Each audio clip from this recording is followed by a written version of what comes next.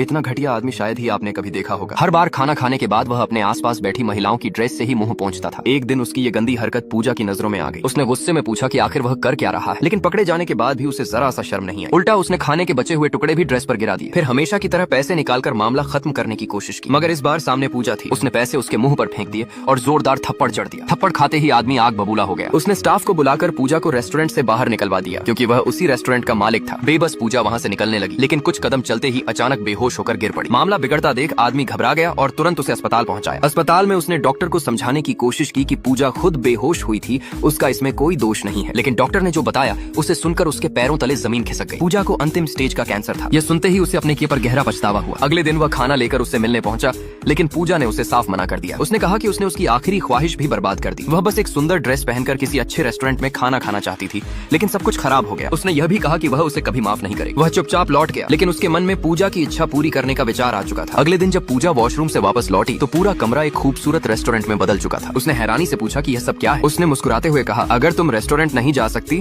तो मैं रेस्टोरेंट को ही तुम्हारे पास ले आया हूँ। पूजा मान गई, लेकिन उसकी दो शर्तें थी। पहली, उसे एक खूबसूरत ड्रेस चाहिए थी। वह पीछे मुड़ी तो देखा कि ड्रेस पहले से तैयार रखी हुई थी। फिर उसने दूसरी शर्त रखी, मेरे साथ कुछ हैंडसम लड़के भी होने चाहिए। यह सुनकर वह हंस पड़ा और बोला, मुझे लगता है मैं ही काफी हूँ। जब पूजा ड्रेस पहनकर बाहर आई तो वह उसे देखकर मंत्रमुग्ध रह गया। दोनों ने साथ में एक यादगार डिनर किया, लेकिन खुशियां ज्यादा देर टिक नहीं सकी। डॉक्टर ने आकर कहा कि अब पूजा को आराम करना होगा। वह जाने लगा। तभी पूजा ने उसे गले लगा लिया और उसकी आखिरी ख्वाहिश पूरी करने के लिए धन्यवाद कहा। उस दिन के बाद उसकी दुनिया बदल गई। उसे एहसास हो चुका था कि वह पूजा से प्यार करने लगा है। अगले दिन डॉक्टर ने बताया कि पूजा के पास सिर्फ 3 दिन बचे हैं। वह टूट गया। उसने डॉक्टर से हाथ जोड़कर कहा कि चाहे जो कीमत चुकानी पड़े, बस उसे बचा लिया जाए। तब डॉक्टर ने बताया कि पेरिस में एक एक्सपेरिमेंटल हॉस्पिटल है जहाँ इलाज की उम्मीद हो सकती है। इलाज बेहद महंगा था। उसने बिना एक पल गंवाए हामी भर